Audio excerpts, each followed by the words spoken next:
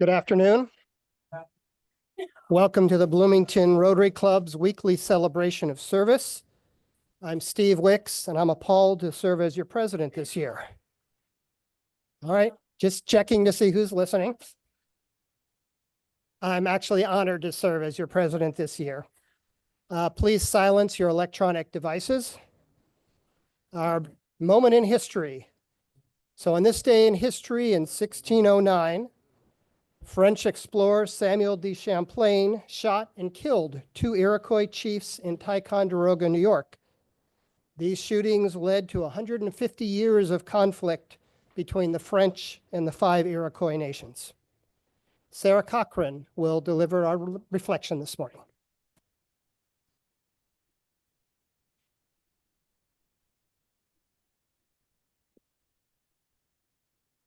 Thank you, Steve.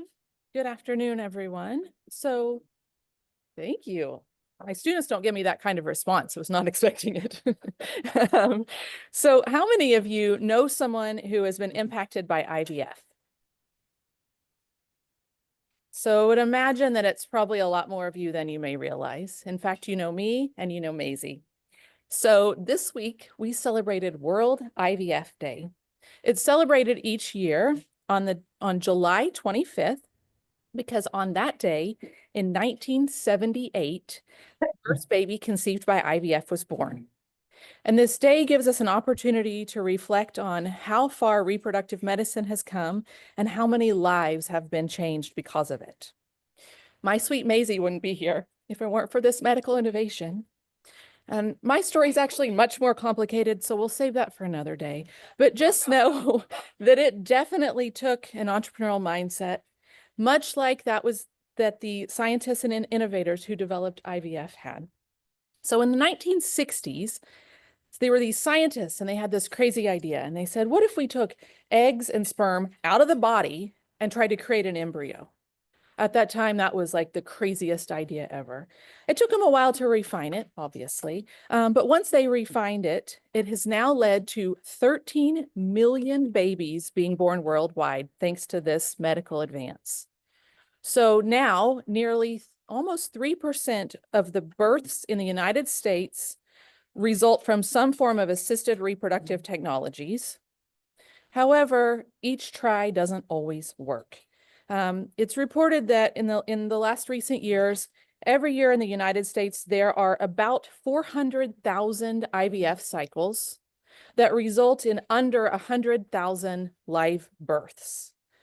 The average cost for one cycle of IVF is usually upwards of about $20,000, and it's often not covered by insurance.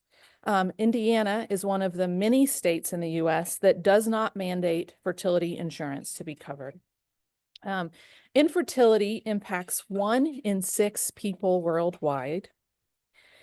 And IVF can, of course, help heterosexual couples who are experiencing infertility, but it also helps gay couples, single parents by choice, and anyone who is using donor gametes or surrogates to conceive their children. And while I've given you some tough statistics about it not always working, there are still over 500,000 babies born worldwide every year from IVF. So IVF has turned what was once impossible into a reality for millions. So for World IVF Day, we celebrate the families that it has helped, as well as the innovators and brilliant scientists and medical professionals who have made this possible. So the next time you see that family that it is impacted, tell them that you celebrated World IVF Day. Thank you.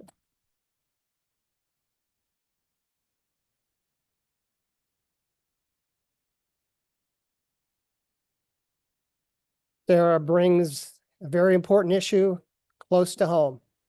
Dave Meyer will introduce our guest today.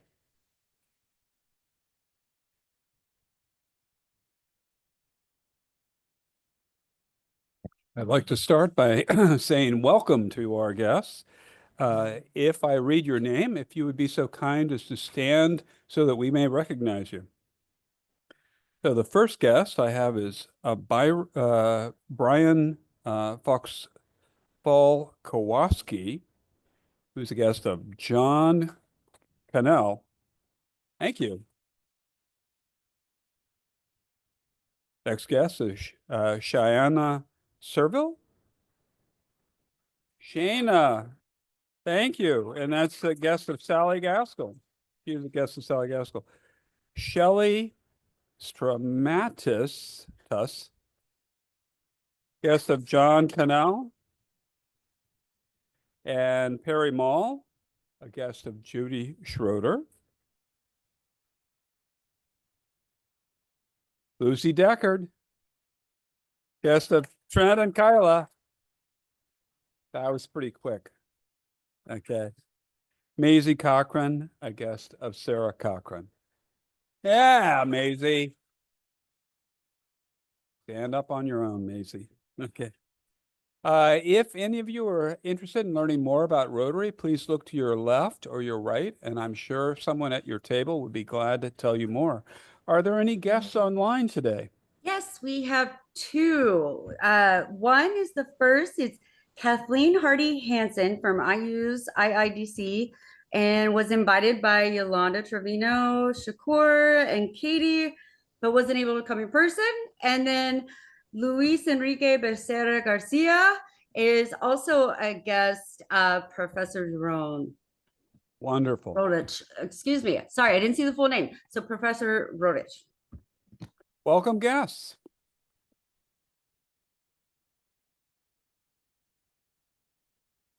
We have a few birthdays to celebrate this week. Amy Kendall on July 31st, Tracy Jovanovic on August 1st, and Bill Perkins on August 2nd. A couple of anniversaries to celebrate. On the 1st, Patrick Smith, sitting there in the back, will be 4 years with Rotary. And then Mike Baker, also on the 1st, celebrating 33 years of Rotary.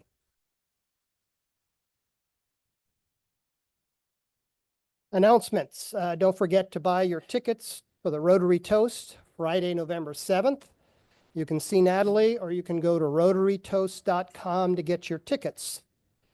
Save the date for the club holiday party, December 11th at the Bloomington Country Club. We still need a roundabout reporter for the month of December. December is a great month to cover. You only have 3 meetings. Please see Marilyn Wood if you can help. Some of the club committees are still organizing while others are up and going. If you haven't done so already, please join a committee. See me if you need more information. We have a few committee chairs in the room. Can I ask them if they're able to just stand for a minute?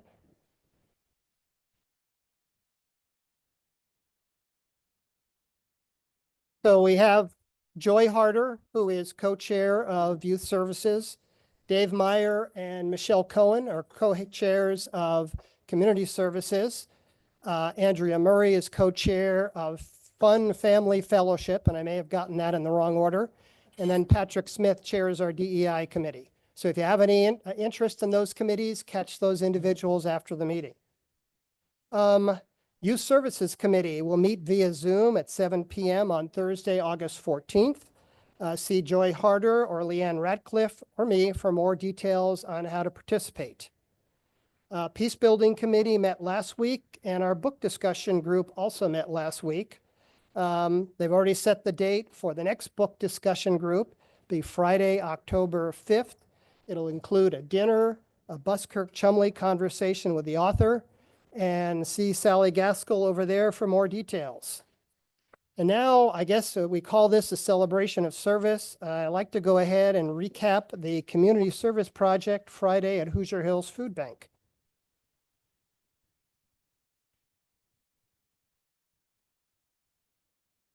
So here are the individuals who participated: Rotarians Jim Bright, Michelle Cohen, Liz Feidel, Sally Gaskell, Jim Harvey, Rex Hillary, Liz Irwin, Dave Meyer, Cindy Neidhart, Tim Thrasher, Steve Wicks, Winston Schindel, and Marilyn Wood.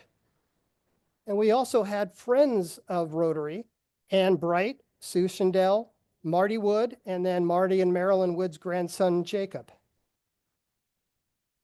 And here are a few pictures. So here's the volunteer coordinator at Hoosier Hills Food Bank instructing us on how we were supposed to pack the boxes.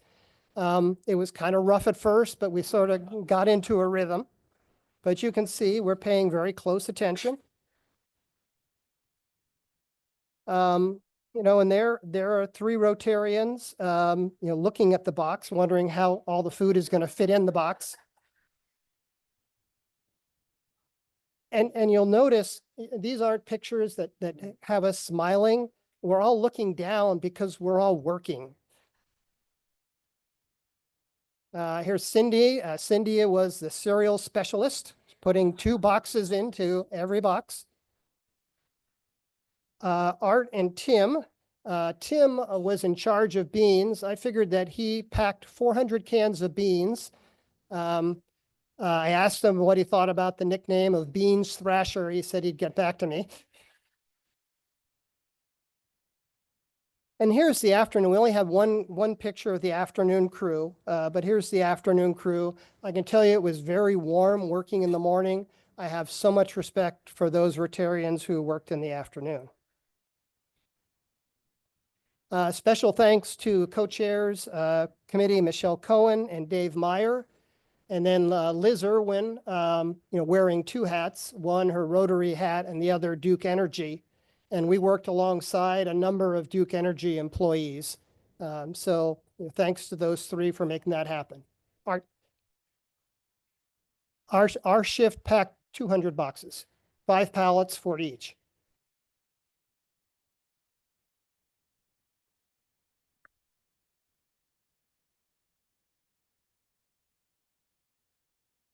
So now we're ready for today's Mystery Rotarian. So this Rotarian, now retired physician, practiced at the Indiana Soldiers and Sailors Children's Home in Knightstown, Indiana for many years. If you know the answer, put up your hand, but don't shout it out. Those on Zoom, put up your electronic hand. Okay. This Rotarian has been a member of the Bloomington Rotary Club for over 20 years. You know who it is? Put up your hand.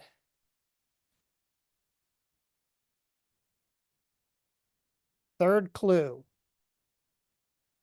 According to IU legend, this future Rotarian, as an underground, climbed several stories up the outside of Briscoe Quad during a panty raid. Okay, lots of people know this one. We're talking about Dr. Craig Spence.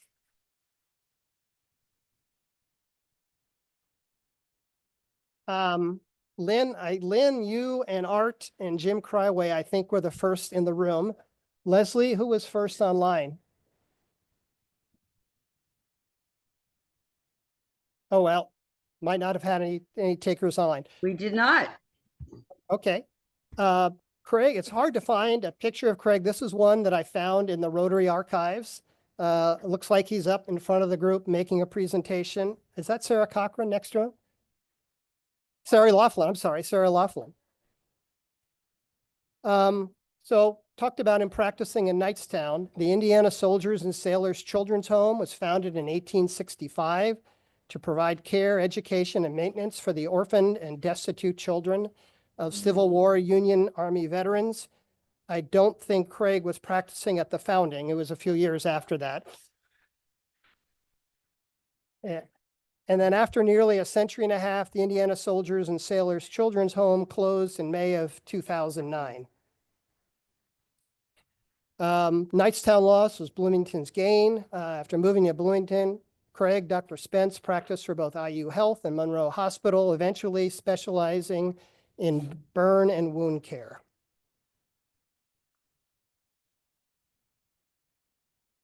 So, congratulations, Craig, Dr. Spence.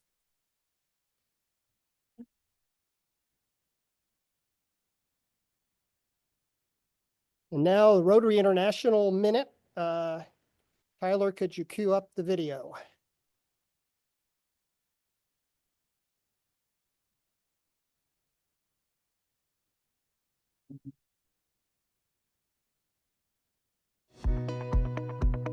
I was actually born in India and adopted when I was 2.5 to Whitehorse, Yukon.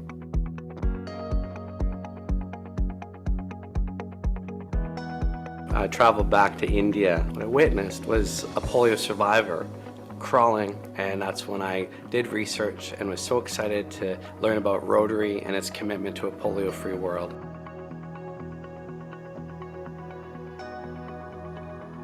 As a polio survivor, to be able to help a child not have to go through what I've gone through, it's incredible.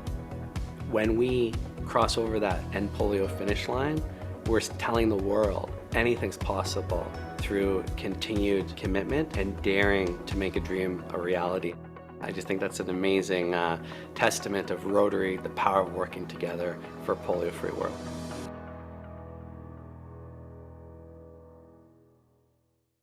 And if you look in the issue of the Roundabout, most weeks, the Rotary International Committee will put a little teaser in talking about different things being done by the Rotary International Foundation.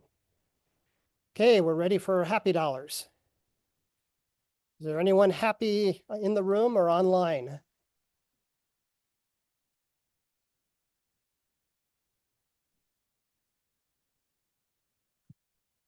Well, I'm kind of opposite of happy.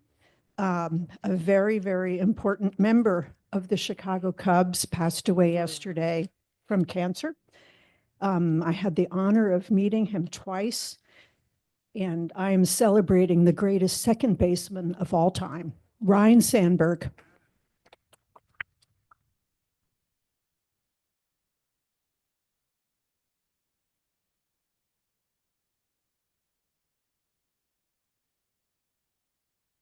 So I understand from my husband's cousin that his grandson, Andrew Fisher, is now playing for the Milwaukee Braves. I'm sorry, Brewers. See, I don't have it right. Yeah. Actually, Liz, in the 1950s, you would have been right. That's right.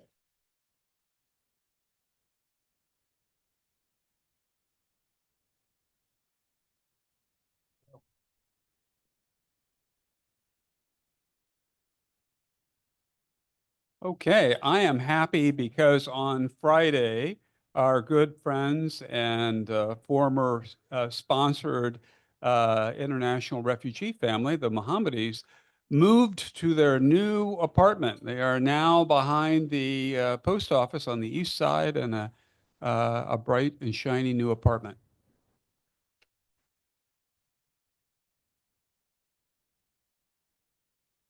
I'm happy because the fundraising event I'm planning for my organization, the Lake Monroe Water Fund, is called the Beach Bash. And unfortunately, the beaches are underwater right now. But party will still go on. We have a lawn. I've looked at it. It's perfect. So I'm happy we still can have our event.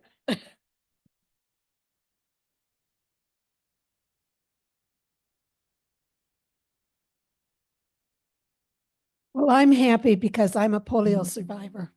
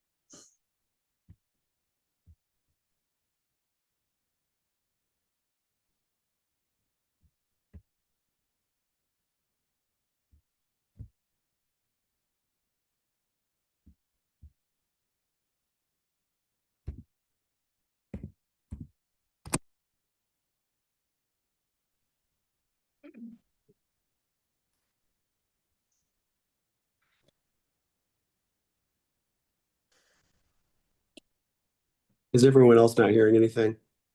Yes. Okay. Just want to make sure. Okay, they're fixing it. Looks like they're fixing it. Okay. Yeah. Yep. it's- Okay. Typically, if I put something in chat, they'll go and fix it.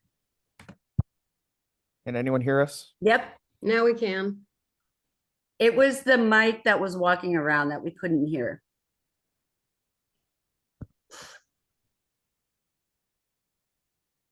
So last week we were in the solarium, which challenged us technically. Here we're back in the Georgian room and we're challenged. I thought last week was the solarium. Now I'm starting to think that maybe it's me. So I'm going to try not to touch anything in front of me. Trent, would you like to introduce today's speaker?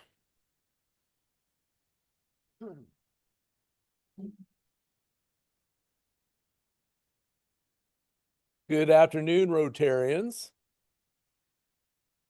It is my pleasure to introduce today's speaker, a true leader in public transportation and someone who continues to shape how our community moves forward literally and figuratively. And when Michael Shermas offered me the chance to do this introduction today in his place, I jumped at this in a second. John A. Connell brings more than 35 years of executive experience in the transit industry with a career rooted deeply in both innovation and service. He holds a master's of public administration from Indiana State University and a bachelor's degree in public administration with a concentration in transportation from Indiana University right here in Bloomington.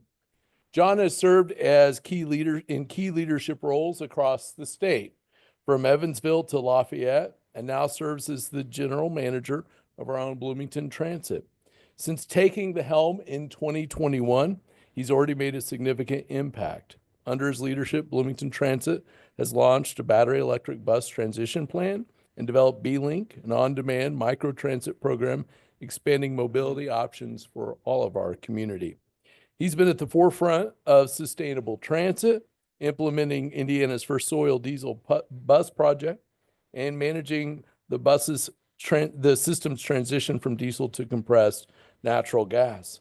Certified in everything from ADA compliance to system security and transit technology, John brings not only experience but deep expertise to his work. And I would offer additionally, John has an amazing tact in the face of adversity and in the face of difficult situations of really rising to that moment in a community that doesn't always see change as the great opportunity. And he's tenacious in that. And I've always appreciated watching that up close. Rotarians, please join me in welcoming today's speaker, our tireless advocate for accessible, efficient, forward-thinking public transportation, Mr. John Connell. Come around this way. Thank you, Trent. Thank you. John Connell, General Manager, Bloomington Transit. I graduated Indiana University in December of '87, December 18th. Started working in the industry on the 21st of December. And I've never looked back. Started out in a metropolitan planning organization in Northwest Indiana. A year later, moved to Evansville to run the system there. And next stop, Lafayette. And I'm back here in Bloomington to finalize my career in transit. And I'm just gonna end where it all started. So thank you very much. Enough about me. I'd like to just talk about public transportation in general. So, I'll go ahead, Brian. So public transportation can be a lifeline for many individuals. It connects people to jobs, educational opportunities, services, medical appointments, entertainment opportunities. It eases traffic congestion and promotes a cleaner environment. Home values, studies have shown, home values on average increase approximately 24% when they're near public transportation opportunities.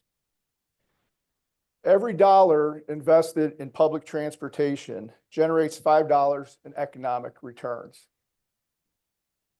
There are over 100 Indiana companies that provide supplies and services to the public transit industry.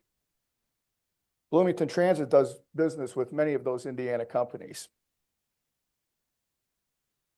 So what exactly is Bloomington Transit?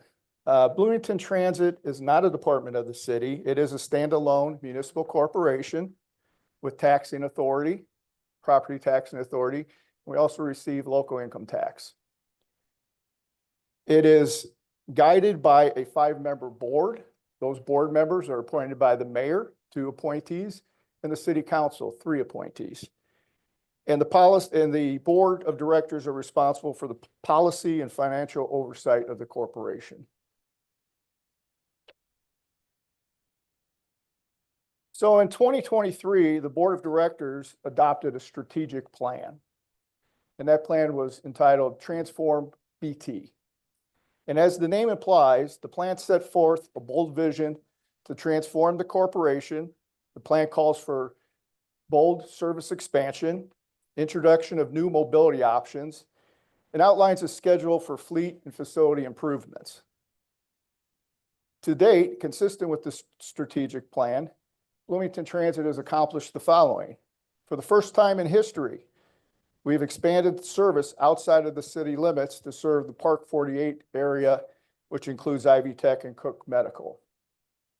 That was a cooperative effort between the city, Bloomington Transit, and Monroe County. We've introduced zero-emission battery electric buses. We currently have 18 battery electric buses in the fleet with a goal of 100% emission-free by 2050. We are currently planning for the design and construction of a new administration, operations, and maintenance complex.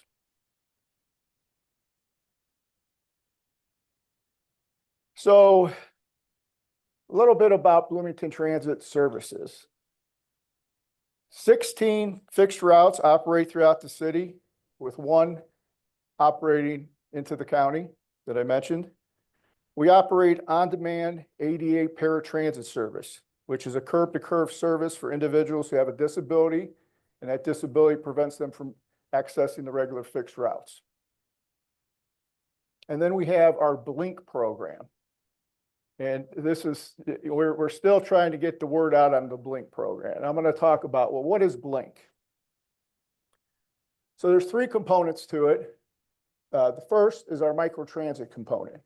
And if you look at the map on the left, you can see there's 3 shaded areas. Those are the zones. And if you're in that zone and you want to book an on-demand trip, you can do that through an app. And you can make trips within the zones or from one zone to the other zone. And you see the zone downtown is there for people to get to our transfer center so they'd have access to the complete fixed route network. All right. So if you look and you say, well, how did you come up with those 2 zones on the north and the east? We looked at areas where there was a population that didn't have access to existing services. There may be a fixed route in the area, but it was simply too far to walk to use the service. So over 9,100 additional individuals now have access to some form of public transportation because of the microtransit program. The second component to our Blink umbrella of services is our BT Late Night program. This is available in the area C, pretty large area throughout the city. And it's only available from 9 p.m. till midnight. And we launched this service when we were struggling with a driver shortage. So we looked at our ridership by hour. The 9 o'clock hour, ridership really starts to dwindle. And we know early morning hours is when our peak demand is. And given the driver shortage, we had those precious resources, those human resources, those drivers work until midnight. And come the next morning, when we needed extra drivers, they weren't available. So we thought, well, how can we right the ship here? So we come up with this late night program. We partner with Uber and Lyft. So we wanted to provide a safety net to those individuals that still needed service during those hours. So you can go to our website, you can download a voucher, and BT will subsidize up to $12 of your trip through Uber or Lyft. More importantly, we have those drivers available in the morning when we need them the most. All right, so who rides Bloomington Transit? The majority of our riders are related to the university, Indiana University, students primarily. We also have faculty and staff. We have a partnership with the university where they prepay for the fares. So if you are a student, faculty, or staff member, and you have a valid Indiana University ID, you can ride any of our routes for free. We also have many people that use our services to get to work. So we are a critical provider for entry-level positions for transportation for those individuals, either just starting off or working minimum wage jobs. Seniors and the disabled individuals with limited mobility, a big part of our ridership. Basically, we have a cross-section of the community that use our services, a little bit of everybody. That's what we tell our new drivers. You are going to be interacting with a little bit of everybody. All right. So what are some of the new technologies we've implemented? Part of our strategic plan was to, improve efficiency through innovation.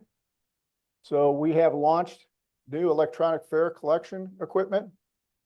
So instead of having a traditional old fare box where you drop cash fares in, we have electronic validators. And once again, through an app, I know everybody's, everything's going to app-based services, but through an app, you can load value onto your account 24 hours a day. And you don't have to worry about exact change or, having the exact change when you board the bus. You can use that app, use your phone on the validator, and you're good to go. More importantly, what that technology allows us to do is what's called fare capping.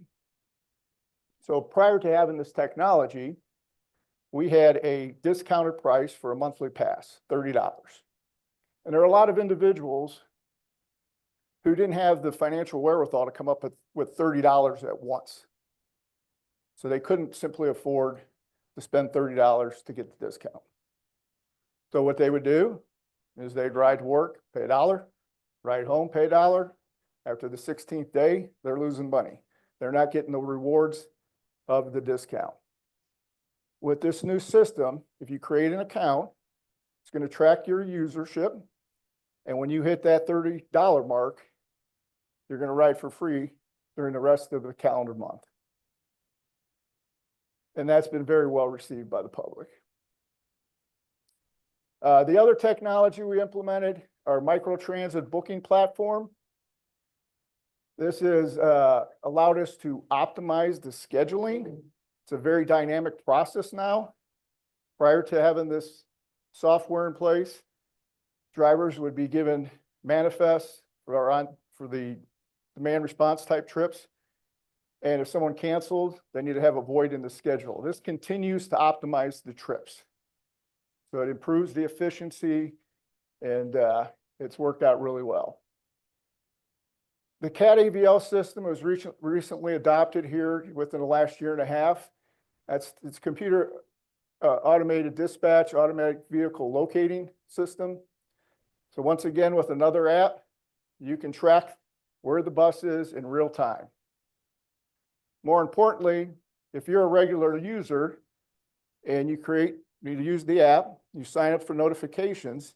If there is any type of service disruption or anything that's going to affect the route that you're using, you're going to get an immediate notification in real time. So there's times when a bus is traveling a route, the company comes out of nowhere, they're excavating, we got to do a detour. Getting that information out to the passengers in the past was next to impossible. Now it's instantaneous. And then what we're currently working on is a driver telematics system. And this component of technology uses AI and it monitors the driver, and it looks for any type of unsafe behaviors. And it immediately notifies the dispatch if there are any of these unsafe behaviors happening. In addition to that, in a crisis situation, if there was an emergency on the bus, we can do a live look-in now. So you can see exactly what's going on in the bus in real time. All right, so what's in the future for Bloomington Transit? We want to continue to expand our service to provide transit services, not just within the city, but throughout the entire urbanized area. We want to expand our fleet and align it with the needs of the services we offer.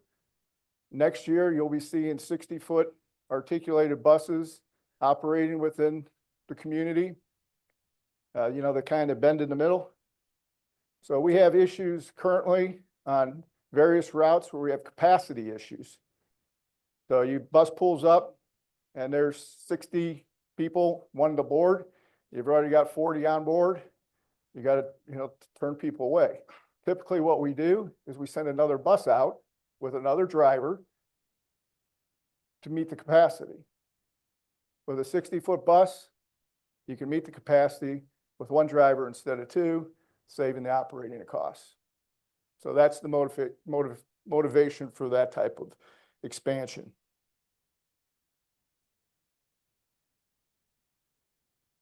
We want to continue to acquire zero-emission buses. So the battery electric buses, we started off with 2. First generation, they had their challenges. We had a lot of challenges. The second generation that we received, we have 16 of those. Fantastic. And the op cost per mile on a diesel, to run a diesel bus is 85 cents per mile. We're at 29 cents on a battery electric. Battery electric, you're not changing any fluids. It's a very simple process. We want to continue to explore our expansion for a new facility. Our existing facility on Grimes Lane, we're at capacity. We're running out of room. And in order to expand service, we need additional vehicles. You need additional vehicles, you need additional space. And then lastly, we're in year 2 of a 3-year project to improve accessibility at bus stops. So you may have seen some new passenger shelters that have been installed, and more importantly, accessibility concrete works being done for the disabled community. All right, so what are the challenges moving forward? Establishing a dedicated source of local revenue, very critical. And with Senate Bill 1, the recent property tax reform bill, the rules of the game change in 2028. We will need the county to assess the special tax for transit in order for us to continue to receive our LIT funds, local income tax funds. And if that happens, people throughout the county will have skin in the game, so to speak. So obviously we want to provide services to everybody that is contributing to the funding the service. Another big challenge for us is at the state level. The Public Mass Transportation Fund is our source of funding we receive through the state. That has remained stagnant for 10 years. And during those same 10 years, the inflationary costs of our products and services have skyrocketed. So we made a strong effort at this last legislative session to increase the PMTF. Minor victory, as everybody else was getting cut, we remained at the same level. So they said, chalk it up as a win. But hopefully we can get some movement on that in the future. Another big challenge we continue to face is employee recruitment, skilled employee recruitment. So maintenance employees are the most difficult currently. So years ago, you're looking for qualified mechanics. You're looking at, look at the size of their toolbox and, sizing them up. Nowadays, you need to see not only a toolbox, but a laptop. that technology is becoming as important as turning a wrench. So we're struggling based on the nature of our schedules to attract qualified people. We haven't had any issues or concerns with pay. It always gets back to the scheduling. Since we operate from 4 in the morning till midnight, weekends, a lot of people don't want to work weekends. So that's a challenge for us. And lastly, what we'd like to close with is just ask you, what would you like to see from Bloomington Transit? What can we do to make your lives better in our community? Thank you very much.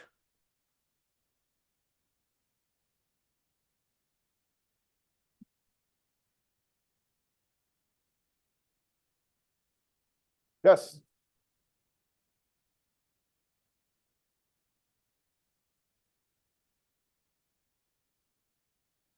We're about 38% right now. What percentage of our fleet is now battery electric? We're not quite 50%, but we're getting real close. Yes, sir. Are there, I have two questions. Are there physical limitations where you can take an articulated bus on Bloomington? Yes. Okay, how often are the buses cleaned? Buses are cleaned nightly. We have a wash crew. As far as the limitations in some of the areas, 10th Street overpass is an issue. This has been an issue when we had the hybrid buses, the height, big concern. Matter of fact, we're making route changes to address in the fall because electric buses were going to the same type of issue. So we had to make route changes. But yeah, it continues to be a challenge. And I think that was a challenge back when I was at IU. So we really love to see some movement on that project. Yes, they're mopped and the whole 9 yards. Yep. Wonderful. That's how it's grown. It started way back once upon a time when I got on the city council.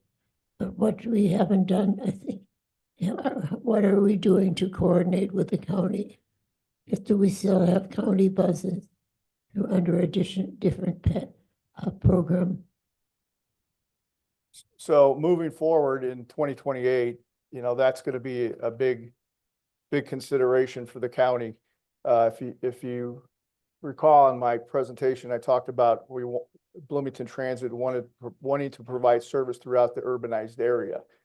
And the reason I use those terms, the urbanized area, when you look at the federal funding that we receive, it's based on the urbanized area, which includes Ellettsville and areas outside of the city.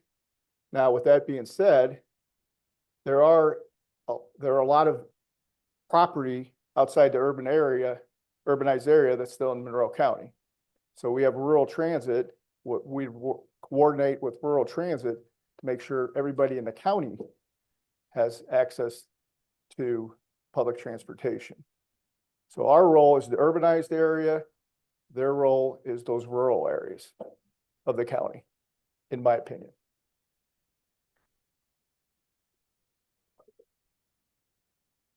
I just wanted to share some history. My first real full-time job was working in the office as staff for Bloomington Transit and was on staff when the Public Transportation Corporation was formed. And one of our fellow Rotarians, Monica Kroner, was on the original Public Transportation Board when I was the little staff person. And we all learned how to use MS-DOS. Our manager decided to bring us into the computer age. So that's where I started. Wow.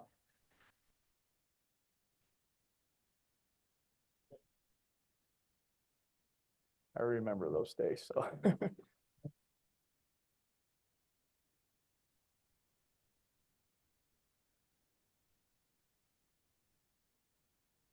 This is what I get for sitting with Sam. I am accompanied to Rotary every week by Wendell St. John, who gave up his car long ago, walks a lot, arranges transportation with me. And I said, have you ever used the bus? Hardly ever. I know lots of people in this town when I say, do you ever use the bus system? No, not at all. My wife and I use it regularly. How can we get more people to use the bus system instead of it just being conceived as only for the poor and the students? So one of the things we need to do a better job at is getting the word out on the service we have available. So for example, the Blink program with the 3 microtransit, the 3 zones, I would imagine the majority of people in here is the first time you've heard about that. We were making an effort in our 2026 budget to increase our marketing efforts. But, you know, getting back to like, how do we get people out of their cars and into the buses? The service has to be convenient, has to be very convenient. And when we talk about convenience, we're talking about frequency of service. So throughout my career, all the best performing routes had one thing in common. They were the ones that ran the most frequently, every 10 minutes, every 15 minutes. You know, our goal is to provide service at least every 30 minutes. In an ideal world, if funding wasn't an issue, we would, you know, we'd want to see 10 to 15-minute headways. So you don't need a schedule. We know I'm going to get out there and the buses, it's going to be rolling by soon. So that's a big challenge. Okay, we have a couple of questions online. We do. Go ahead, Sandy. Hi, Oh, I from- appreciate your talk today. Thank you very much for being here. I'm Sandy with My Sister's Closet. I'd like to know if you have a free training program for nonprofit clients like My Sister's Closet who would like to provide jobs for and for applications for them to apply at Bloomington Transit, but they still need to get their CLD. Do you have a way of helping them with that? And also, do you accept applications from individuals that might have some past felonies? So the first part of the question, we do provide, if we do provide CDL training, so you don't have to have the commercial driver's license to be employed. We do have a background check, and there are disqualifying felonies that we do have in place. As far as opportunities, I would encourage anyone that's interested to apply, and it's really a case-by-case basis. You don't have to have commercial driving experience. Sometimes we prefer you come in without any type of driving experience. There's a lot of people bringing the bad habits, right? We want to mold you. So that's not, and we provide the training for the CDL. So if you have individuals and they're interested, have them apply and we can use them. Thank you. How much money do you make on the advertisement? We were we were at about $285,000 a year. And we had, our advertising program was wide open. And what I mean by that, we didn't have any limitations on the number of full wraps. And we didn't have any limitation on how many one single advertiser could advertise on the fleet. And that became an issue earlier this year with our board. I said, hey, we need to rethink this. Because quite frankly, there were people thinking Ken Nunn ran the bus service. And I wouldn't be surprised if his office didn't get a couple of schedule inquiries. So, and it was, you know, it was a situation where that advertising policy didn't have any guardrails. And what I mean by guardrails is the very thing. We need to, and this gets back to the marketing concept. We need to do a better job of branding Bloomington Transit. You know, we live in a community where you have new freshmen come in every year. And they see buses and it's Ken Nunn. There's no connection to Bloomington Transit.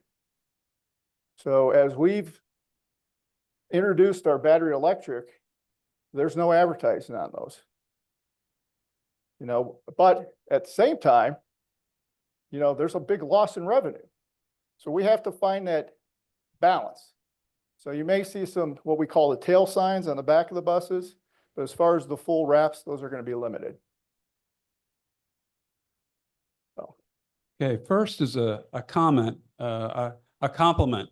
I have an experience with a refugee international refugee that was hired by Bloomington Transit as a driver without a commercial driver's license. In fact, he only had gotten his operator's license a few months before. And I wanted to compliment you on that. He had a very positive experience driving for Bloomington Transit. And I think he still does a little part-time work with them. The question I have is about light rail, which may seem like, trying to talk about laser cannons in the age of bow and arrow. But I am curious about, a route like the east-west route along 3rd Street, whether you can imagine that that could ever be a corridor for light rail in Bloomington. I don't think it's going to be a corridor for light rail, but our goal is for bus rapid transit, which is basically it's geared up like light rail. You have raised platforms, you have bus only lanes and what we call the pinch points, or in some cities, it's the entire corridor. We did do a study, did phase 1 and a phase 2, and the results, we're not quite there yet.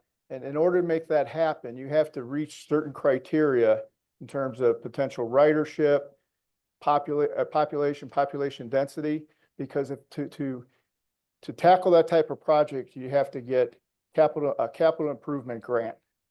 And there are qualifiers to receive those funds, and it's strictly on a discretionary basis. But we have the study in place. Our long-term goal is to phase in components of the green line over time. Leslie online. Yeah, our next question is, how is your ridership on the microtransit, and do you plan to expand it? And then I have one more after that. So the microtransit, it's still relatively slow. And the idea behind it, when we launched it, our biggest concern that was going to be overused. And, last thing we wanted to do is overpromise and underdeliver. So originally started off where you had to go to a bus stop within the zone. And Shelley's just shaking her head because she talked me out of it, but that's just between us. So now we've changed it. So it's curb to curb. So you can get picked up, it's just like Uber and Lyft. It's going to find you and we're going to send the vehicle. But once again, the marketing and getting that word out is what we're going to really key on in 2026. And then what was the second question? The second question was, as far as drivers and recruiting qualified drivers, what's the demand or shortage for drivers, and with the expansions plans that you have, or the turnover of drivers? So the turnover is, it's like I mentioned earlier, when we do exit interviewing, with the challenge we find, I have yet to have one person tell me that they were leaving because of the economics of the job. It's usually the lifestyle of the job. So we work on the weekends, you work late at night. It's a union environment. When you get hired in a union shop, everything's done by seniority. Where do you land? You land on the bottom of the seniority list. So you end up with the most challenging schedules, and that can be problematic.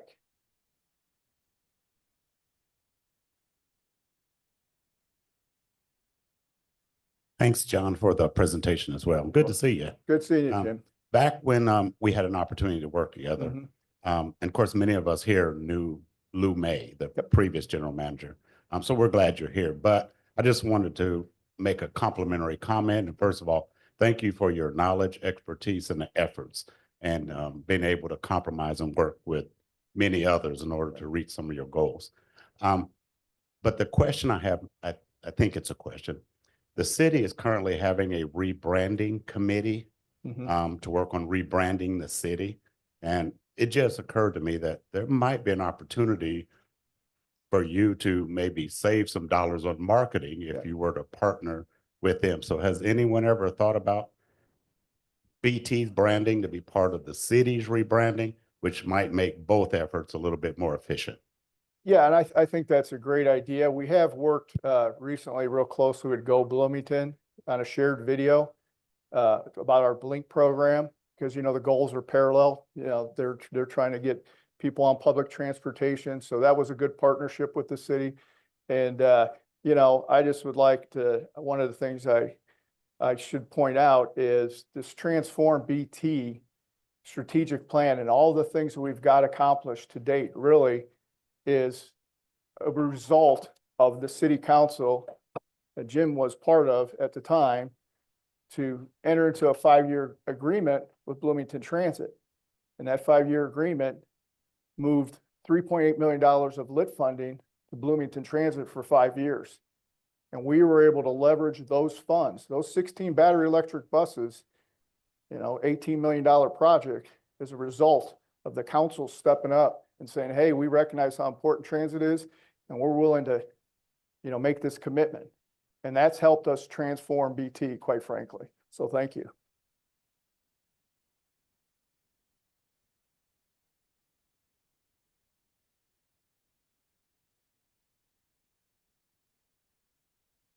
John, thank you very much. I especially enjoyed just hearing about your innovative approaches and the use of technology. In honor of your presentation, a donation we made this quarter to Off Night Productions.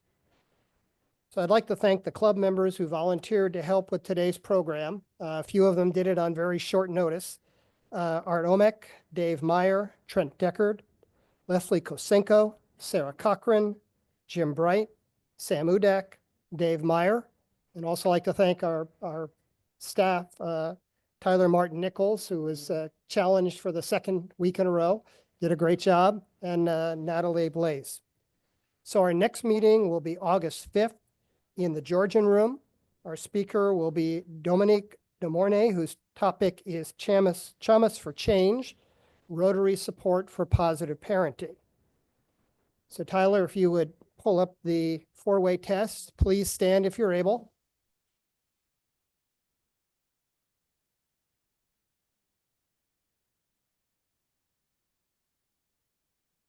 Of the things we think, say, or do, first, is it the truth? Second, is it fair to all concerned? Third, will it build goodwill and better friendships? Fourth, will it be beneficial to all concerned? And fifth, is it fun?